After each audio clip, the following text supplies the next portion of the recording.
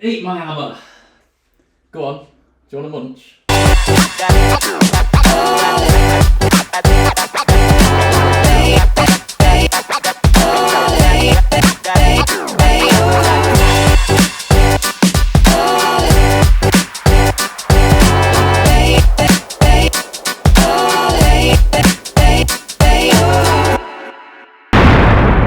Good morning, good evening, good afternoon, and welcome back to another Lost the Plot video. Yes, it's been a minute, but all four of us are back round the squared table, ready to talk about Thor, Love and Thunder. But before we get on to that, you need to make sure you like, subscribe, ring our bell, because as we've said, who doesn't like the bell rang?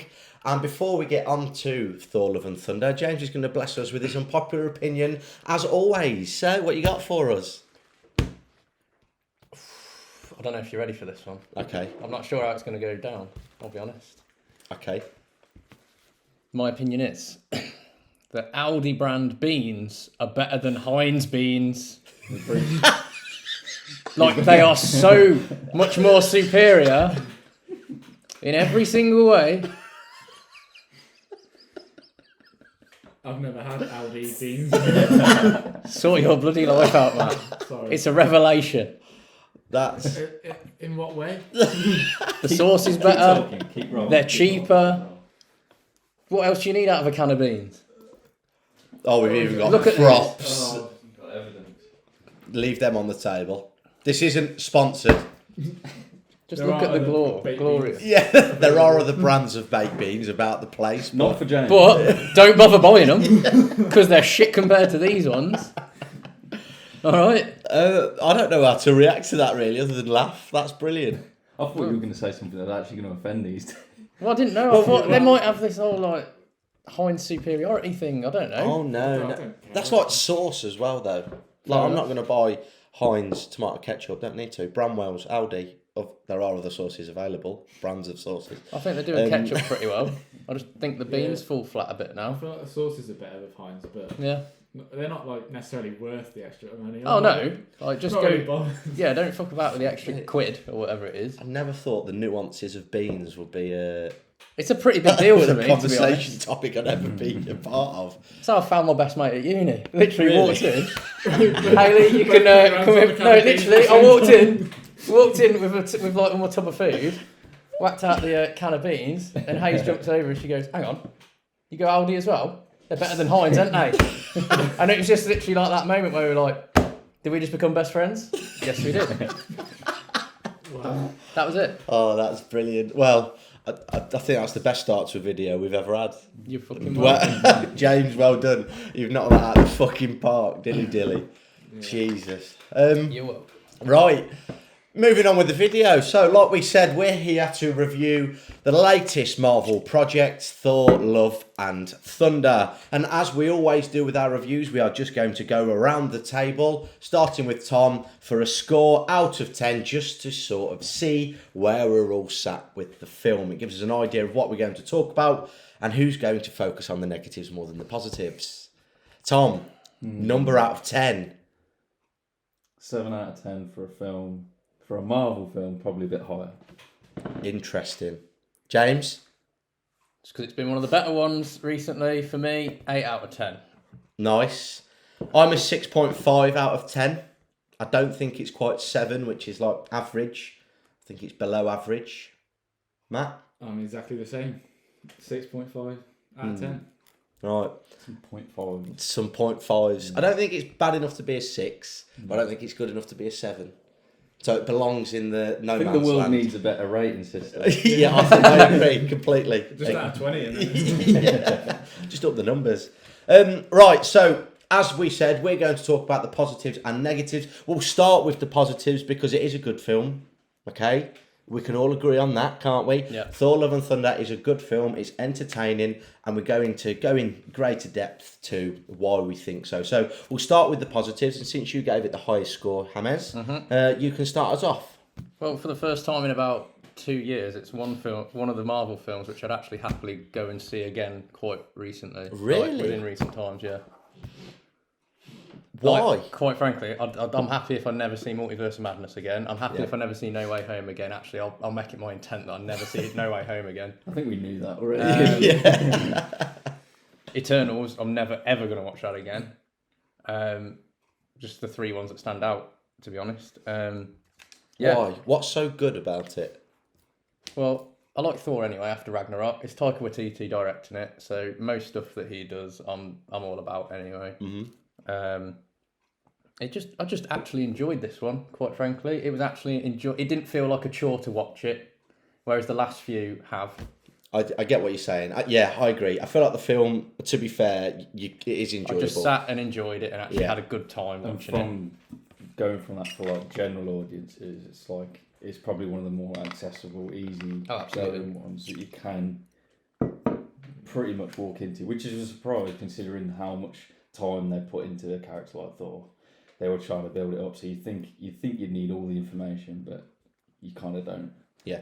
Just I've completely forgot what I was going to fucking go off on then. Thanks, Tom. Yeah, that's right. What I'd do. Bollocks.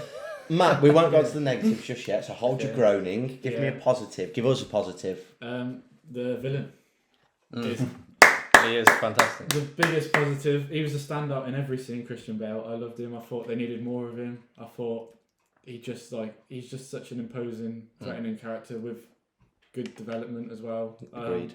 Yeah, I just wanted to see more of him every scene he was in. Like, I agree. I feel like gore was the best part about this film by an absolute country mile. yeah. I feel like if, to be honest, I wouldn't have complained if the film focused on gore for the whole thing and just had Thor in it. Which is why something like, say, opening to that was the best way of doing it. It did feel like it was his story at the end of the day. That's basically what But I feel like the underlying bit was. he needed more screen time. Yeah, and I was going to come into this with like it's probably going to tip into somewhere between negative and positive is the fact that I heard like the rumours before it got released where they were saying, early viewings have said that he's one of the best Marvel villains, and I was going, yeah, I fully expected it to be. Yeah. But I was thinking, we're being told this straight away, so I'm thinking, is it? Or are they just trying to sell us on it? And then he obviously was, because of course it was. But where I settled on it was like, I don't necessarily know if he didn't have enough time. It's just that if that was the least amount he could have had, look what was done with that. And like we're just raving about it now. It's like he was the best example to show why I'd have just let it kept rolling. I'd have just let particularly his story and stuff. Just like there was never going to be enough. No. That's I think what I come to with what you're saying. Yeah. No, that makes sense. We've always come out of it saying, I could have had more. Yeah. We'll talk about this in the negatives. I know me and Matt Wilkes have already spoken about it, but let's stick with Gore being possibly... He's definitely in the conversation for me, being one of the best MCU villains. Yeah. I'd like easily. Yeah? Yeah, no. Nice. I'm with you on that. Sound. Honestly, he's amazing. And if you think otherwise, shut your mouth. How different no is... one wants your opinion. Performance-wise, just going off on that, how different he is in every scene that you see him as well, like the accent changing and just daft shit like that when he's talking to the kids. Yeah. That was the most terrifying thing ever. Just appreciate Christian Bale's bloody genius. But saying that again about these basically really talented people having a lot of fun with some cool ideas, because it's literally like you take something like the Necro Sword, like his performance, and we were saying this the other day, it was like how much world building you can get in something so simple. Yeah, easily. And like he is literally playing this sort of like cursed thing that's being passed from person to person, and that comes through in the performance. It's like however that came about, because I think you see a lot of this playing about and improvisation through the film anyway. Yeah. It's great. Linking on to Gore, I felt like the whole scene in the Shadow Realm was one of the most beautiful things I've ever seen Marvel shoot. The way it was set, the angles, the colours, the fact that, And it reminded me a little bit like Sin City. I don't know if you've ever watched Sin City as a yeah, film. yeah. The way in which it was shot, it reminded me of that, and it was just these They're obviously moments gonna of be colour. things like Yeah. I was just gonna say when they like Mjolnir glows and that was one of the coolest fucking things. And that not like there's something about it that just draws its importance. Like the only things of colour were Mjolnir, Stormbreaker, and then the Thunderbolt, and then it sort of developed and changed when the sort of the mood changed, and it wasn't darkness and gloom. When they went back And after that, when it broke again, the change was like Even hit just- you as hard. Like It's beautiful. Even just Thor being the only bit of colour in the whole. I just thought the way that was shot, it was honestly one of the best things. the fact they were bold enough to do that. It's like I thought I think it was one when we saw the trailer and we're like, I hope that's for like a significant part of the film. Yeah. And then we were like, it's not gonna be, and then it was. Yeah. I quite like that with the beginning being like, I know it's absolutely batshit at the beginning, but like all the colours in that, and then like the second half revolving mainly around that side. You've quite literally got half and half, haven't you? It's like there's very sort of extremes. But Movies it's like like it's that. obviously deliberate, yeah. And then the colours at the end as well, when they go to through the portal at the end, it goes from black and white to loads of colour and loads of like vibrant atmosphere, and that's just as beautiful as the one before, I think. Yeah, I agree. Because they come straight after each other, it's like it makes it look even better than it would have done It if gives you it more gone from impact, colour doesn't to it? colour straight away. I don't know. To be fair, it was quite a beautiful film. Looking at it, the way it was shot, cinematography was spot on. I felt like CGI was a bit lacking in some times. Yeah, I found that with Marvel anyway. Yeah, the recent films, the CGI has been quite painful. Well, to be honest, even Endgame actually, in that sort of end of Phase 3, they seem to lack a little bit. Hear me out. Yeah. Infinity War as well. Like they seem to like they were a bit more tasteful with that. Obviously, with like a lot of the things they did with that. But it's like say Thanos. I think they were building up to his. They were building up to the Wakanda scene basically, and that's what it seemed to do. Is like that efficiency sort of thing where they're just like right. And I don't mind it where like actually some of the bits in Doctor Strange where shit's going so quick that they're literally like no one's actually being able to look at this. And when you can be creative with the limitations, I like that. But when they're literally just being half-assed and just throwing it away, it's like, come on. Yeah, it's like this is negative, but really annoyed me when he returns to New Asgard and his bloody helmet was terrible. The CGI on it, it was absolutely terrible. The way they did that. It was just disgusting. Yeah. But we're going to try and remain on the positives, all right? And we've gone through a few already. That comes into it because you just said. That's true. It's part of it. What have you got for us, Tom? Yeah. Again, sounds like a negative. It probably will be lead into some. It will lead into someone else's negative. Positivity. Because I know it's going to lead into someone else's Existence. negative, whether one of us or most of the audiences are going to see it. And that's the fact that I was worried that it was just going to be a comedy where you get these big characters taking a hit to maybe build other people or anything like that. But as much as I thought it was maybe more of a comedy than expected, I sort of backpedaled on it as I was watching it, and it took till say maybe the emotional sort of turn of the movie, like when I sort of just realised like I was actually in the film, whereas at the start I was probably more annoyed at myself for being worried about what this film was going to be doing, and then I just actually started to enjoy it in the more sort of serious moment all of a sudden. But then when that sort of the hindsight of that going against the comedy, it's that sort of perfect. It was to me a perfect example of where you got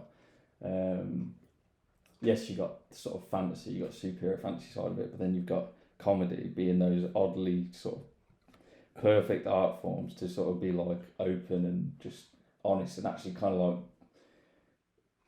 really sort of relatable, whereas you get a lot of sort of serious movies just sort of being really flat. So yeah, that's where I was with comedy. You like it? I was generally worried about the comedy, and then it's just like it seemed to make so much more sense. Admittedly, only past that sort of midway point, where so much of the stuff seemed intentional rather than just thrown away. It will come into one of my negatives, but again, we're not talking about negatives. So you enjoyed the way in which structured and like the genres that were used, and the fact that you enjoyed the comedy. Yeah, because it just seemed like it would just be, and especially with the way it was marketed, we didn't get that, it wasn't being disingenuous. It wasn't being like it was trying to trick us into sort of thinking anything. It was just... So in that sense, it had that confidence to it. I was just going to say, it actually seemed confident in itself for what it was. They weren't trying to... I don't know. It still appealed. It felt just more Marvel in the sense of the original stuff. A lot of it still appeals to kids and stuff in that sense as well. Yeah, and that comes into the accessibility that we were saying. Yeah, is the fact that when we started watching these films, we were basically kids, and that's just gonna keep going. That's going to lead into a negative that me and Matt are going to talk about. And so before we get balls deep into that, does anyone want to add another positive of the film? There was no multiverse mention. Thank God. Thank fuck. Yeah. Like agreed. that was the only thing I was a bit bothered about with them bringing Jane in and doing that, because I was like, shit, I swear to God, if they do that, I'm fucking done with them. Yep. But luckily, actually, that was the thing for me, is they actually followed Jane's arc from the comic quite nicely. Yeah, I did. With how she became Thor and everything. Yeah. I was like, thank Christ they did that, because it's such a, yeah, it's just so dark, and it gives it a bit more of that sort of human-y feel to the whole... It's her consistency as a character. She's one of the... Yeah. She's probably one of the better characters they've actually made, as much as she felt at one point she was just gonna... They were never going to use her ever again. Well, she had that massive argument. Well, Natalie Portman had the massive argument, didn't she? Yeah. She only did Thor 2 as in favourite, I think. I like Jane. I was really worried about Jane going into this. I thought, how are they going to do it in a way that makes sense for her to have powers? And obviously, the film that she wasn't in was probably the best Thor film. So to bring her back is a big risk in that sense, because it could be the romance driving it down a little bit. I don't know, but I thought they handled it well in this film. Yeah, I think so. Yeah, from my side, it was probably more gravity. Yeah, it was probably the typical romance side that was like, where's this going to come into it and stuff. But the fact that actually came across as one of the better parts of it, especially now when it's just people don't bother trying to use that in a film. But I could go on. Are we ready? I'm not going to be able to. Negatives. I've been waiting for this. Yeah, I know. So you've probably you got to lead that. Right. I'll start because you started talking about Jane. I agree. I like the way in which they did her story, and they used the source material quite well and stuck to it, because I remember having that conversation with you. What I didn't appreciate is her being used as the major death or loss in the film, because we all knew that was going to happen anyway. And it, for me, made the stakes of the film go from up here to down here, because she doesn't affect the story. She's never going to affect the story. She's not a big character in the sense that it's one of the Thor or Valkyrie. So she's not going to affect what happens next. It was an easy way to kill someone off to sort of seem like it's emotional without actually killing off a big character. That's what annoyed me. As a step though with the whole post-credit scene to go, actually there is another realm that they're not actually aware about, because they kid for the whole thing at the beginning about, once you're dead, you're dead. They've never gone on about the joking about like Valhalla until this one. It's actually a thing, so that just sort of confirms that there's another But then realm. again, even if they focus on Valhalla, she's not actually dead. So what's the point? That also sort of takes away. I'm not actually trying to justify it as well, doesn't it? It, but I'm just saying what you've basically said sort of justifies why it's not actually that big of a thing. But it is. It's made to be that, because it's big to. Because it's like we've said, it's more gore story, and it's like that happens because it would be weird if you just didn't know that happened. Like they're obviously showing that it happened, but the fact that it was the credit scene, the fact that it's not the classic sort of deception where they're just trying to back and forth, and then all of a sudden, there is no consequences, because they were literally just correcting it straight away. They were just going, well, this isn't really it. This is just going to roll on.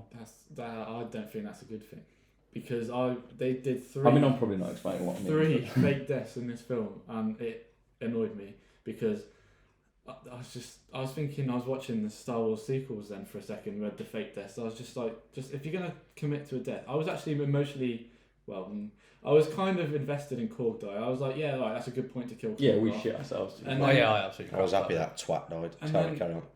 and then he comes back, and you're like, I love what that we was the sit you point? two together. and then they kill Zeus off in a big kind of shock moment, and then he comes back, and you're like, Oh shit, yeah. what's the point? And then that pissed me Jane off comes that back one. at the end, and I'm like, oh my god, is anyone actually going to stay dead? No. And that's I've what just realised makes the actually film with the pull. whole Valhalla thing as well, it means original Loki's still alive as well. Because he technically died in combat as well.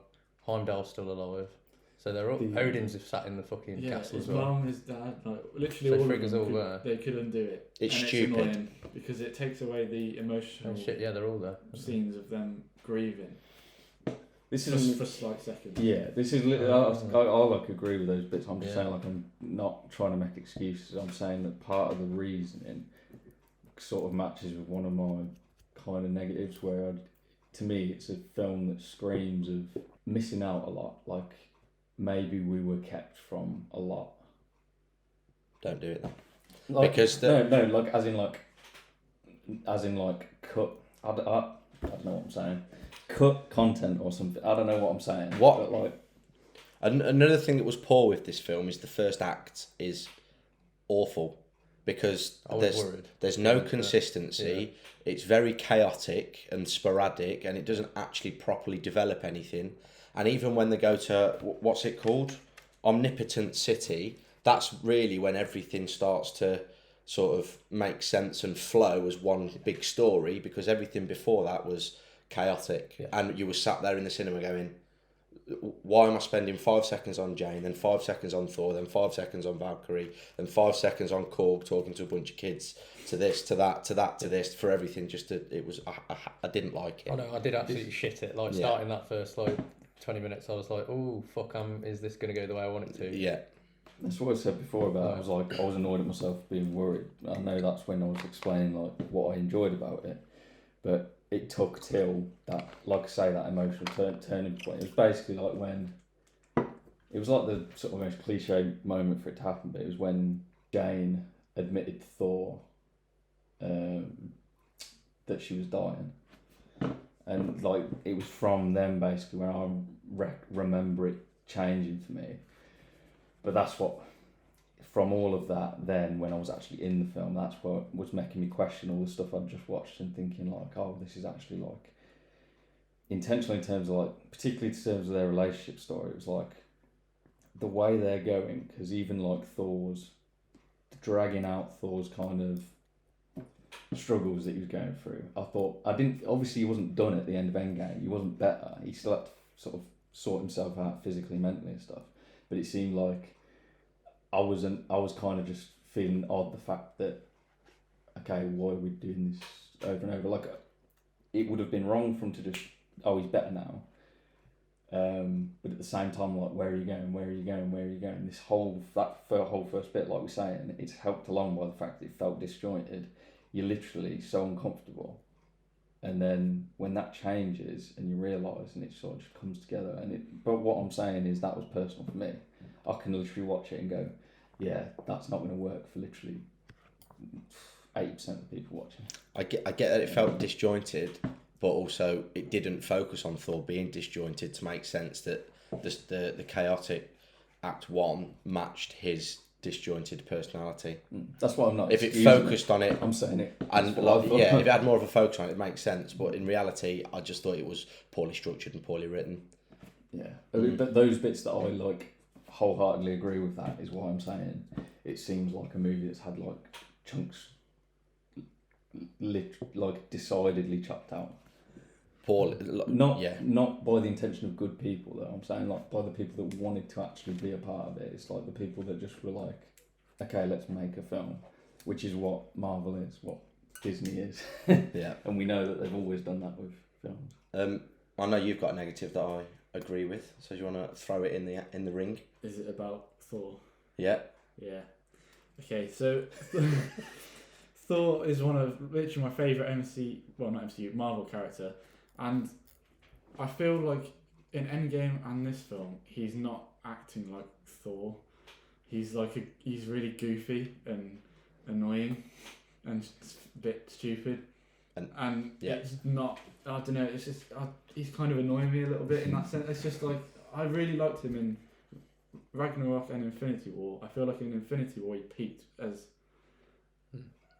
that's the best version of Thor you can possibly get in terms of him being really serious and acting like Thor, but still he is funny, but in a way that's not forced. And not making his character seem a bit like he's in a comedy or something. It's more like he's making a quick quip or a sarcastic comment back to someone rather than acting goofy himself. Agreed. I found it very uncomfortable watching Thor act the way he acted in a lot of the scenes.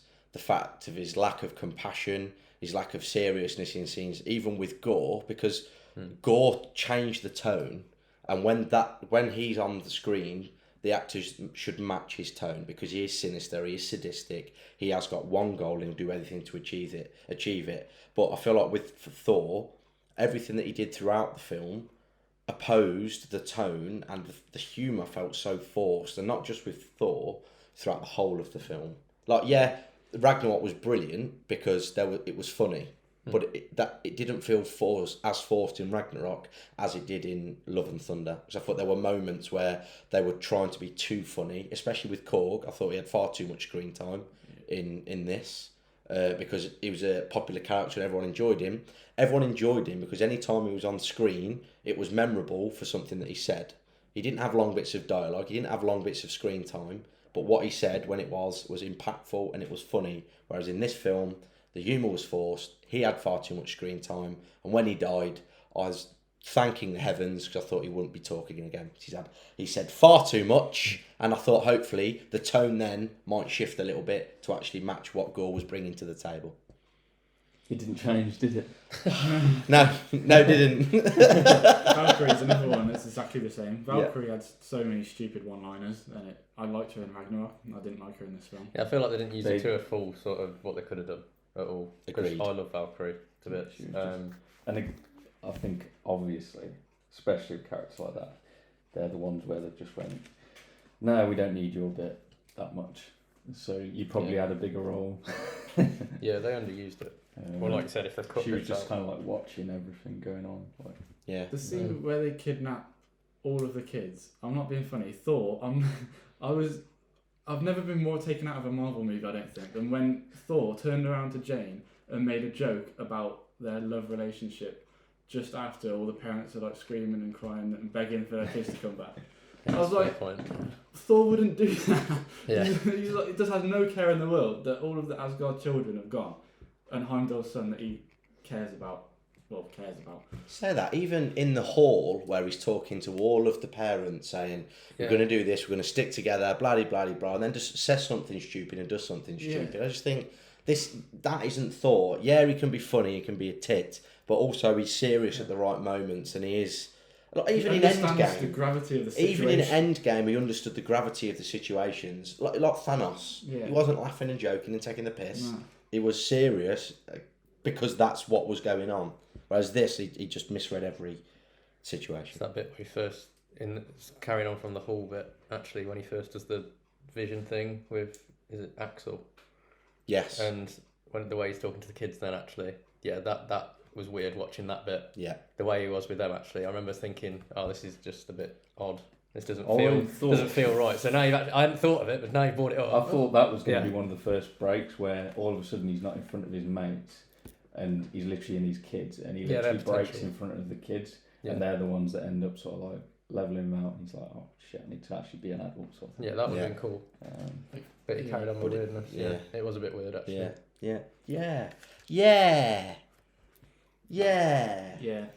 Conflicting tone. We're never going to be able to. Do I laugh? Am I supposed to be like thinking? Oh, am I supposed to be worried? Thor isn't worried, so why should I? Yeah, actually, when we came out of cinema, Alex said that he was like, "You're literally laughing 1 minute, and then it was like, holy shit, I shouldn't be laughing all of a sudden." He couldn't work. Like he found that really odd. Like it was just that kind. Whereas I said like there was like I actually liked the flip, like the two extremes, because I was just like, oh, shit. Like as soon as it went serious, it was like, oh, where's this going? Yeah. Can we also, since we mentioned the child actors, talk about how shit their acting was, especially Axel? Considering I found him there might have been like changes with that recently with certain I didn't notice as much. Oh my Yeah, I god, can't I say I paid too felt much attention to so. After watching films like The Black Phone, where the child actors are excellent. Right.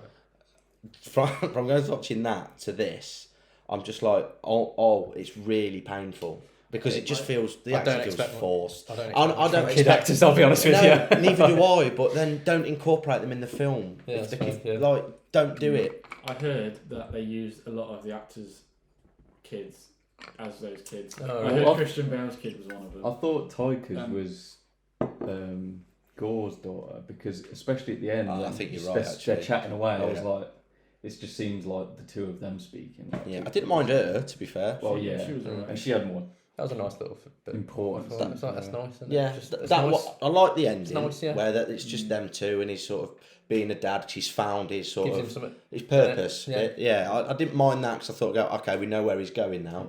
But yeah, It's Yeah, bits they work like well that together, that make me really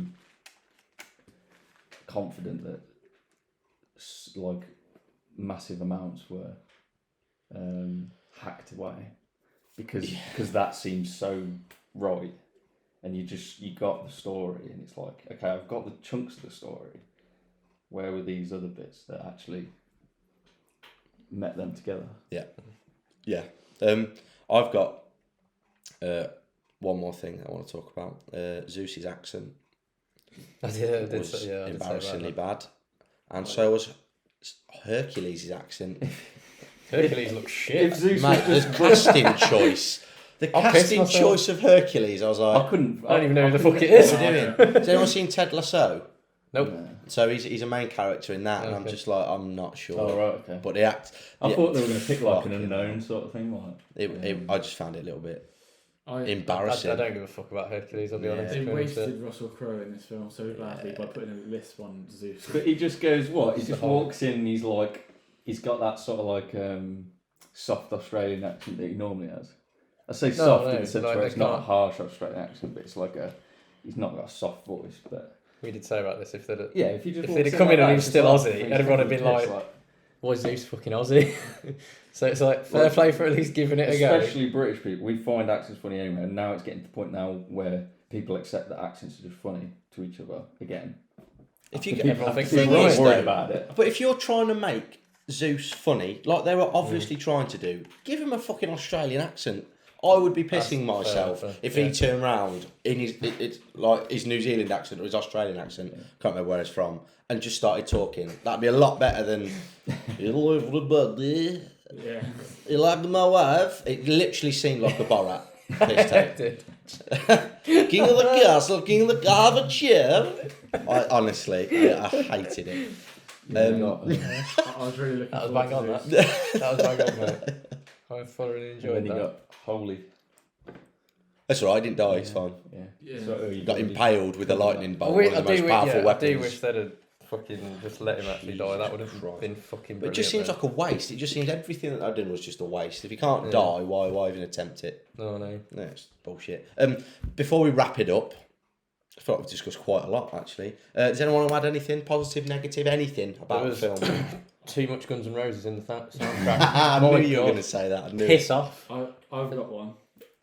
Is it linking to Guns N' Roses? It's not, so you can finish your point if you. I was just saying, there's only so much of Slash's guitar playing I can handle in one sitting, and that was way too fucking much. Thank you very much. For those that don't know, James is a guitar player, so that's why he has a hatred for Slash, I should imagine. Whole band, really. Yeah, there we go. They're up their shit.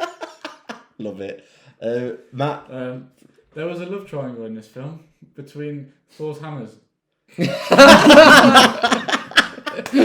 did everyone make of that? I'm sorry, one of the funniest bits in the film was where he was talking and then Stormbreaker literally just eased into shot and just was there. I pissed myself for that. I'm going to hold my hands up. I found that hilarious. I didn't like it. But other bits, I was a bit like, okay, you're wearing it thin. I'm not going to get into it because we're just going to get it's a light-hearted comment, but I'm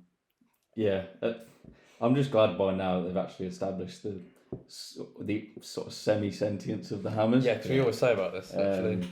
And the fact that it was actually a point in the story, and the fact that he didn't realise that Mjolnir was genuinely going to protect Jane to that level, if that need arose. Anything, it killed her. It did. She was dying Getting anyway. into it. She was dying anyway. Yeah, but I imagine she had a little bit longer if she didn't use Mjolnir, because she literally found Mjolnir, died within a day. I think one of the main points was that, I know and she had that's what Thor stage was 4, trying but... to get her to remind her, is the fact that the main reason she was probably dying quicker is the fact that she wasn't actually going to hospital anymore. So yeah, when she was Thor, she was fine. Yeah. When she wasn't, she just wasn't actually going and sorting herself out. Space Viking magic. Yeah. They also did make the point of saying it makes you healthy, and then later in the film going, it actually drains your power or drains your life or something like that. I don't know. It just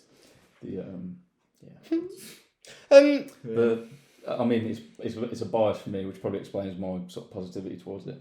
Is like the design and how much they crammed into this film was great in terms of the fact that only some of the bad sort of realizations of that. So maybe like Sif's costume, you saw her a bit, and I was like, please look up a bit, because it's just this like bad sort of costume here. I forgot she was in it for a little sort of cheesy line. I was just thinking like, oh, he could have done that so much better, and like give her a full like actual good costume.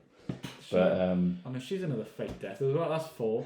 Yeah, and Omnipotent City, we got since Guardians, the first one actually, we haven't seen like a proper Celestial. We saw the 2 look in the window. Yeah. Dickhead. No, did you not watch Eternals? Arishem got through by the skin of his teeth, because all the others I hate. He looked okay, but I still thought he looked shit. Yeah. No, they did look. Yeah, that did kick me when they come through. I was like, oh fuck, like Celestials. For all those kind of moves, I'm glad with how much they actually push in there, no matter what it turns out like.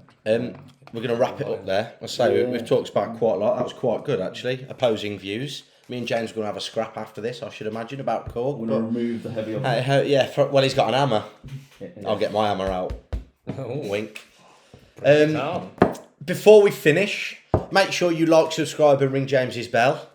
And remember, we've got a TikTok, an Instagram and a Facebook that we are very active on all of a sudden, to try and cram as much content as we possibly can. And to finish off, I'm going to do one thing, which I'm surprised no one's mentioned. Oh, I fucking love the goat. Bye everyone.